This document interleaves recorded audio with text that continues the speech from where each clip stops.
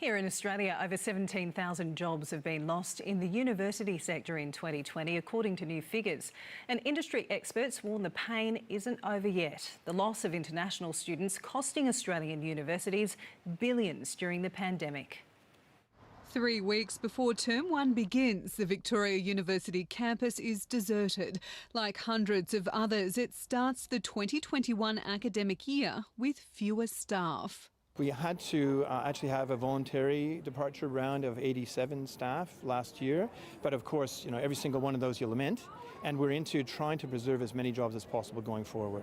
To prevent further cuts, the university is offering to provide resources, staff and students for the state's vaccine rollout, turning the problem into the solution. We're showing a loss of about $22.5 million this year, coming 2021, unless we can rise up and meet it. Universities around the country facing a similar fate, with the majority of international students stuck overseas. That creates further funding crises for our universities, which again results in job losses and cuts to courses.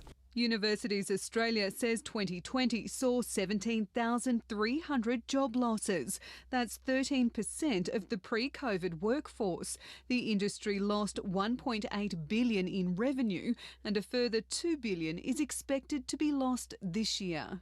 I don't know why Scott Morrison thinks that these jobs don't matter. The union is asking the federal government for an urgent rescue package. We'll look closely at what the actual figures are. But again, some of the universities have had significant operating surpluses over the last few years. Around 130,000 students enrolled in Australian universities are still stranded overseas. Last month, the Federal Education Minister said the return of large numbers of international students would be difficult in 2021, but educators say it's essential for the survival of the industry and its reputation. Political will is such that they are very happy for entertainment, for certain industries such as agriculture to be supported, but international education has been left high and dry. He's asking National Cabinet to set a return date for international students and ensure the future of the $40 billion a year industry. Abby Dinham, SBS World News.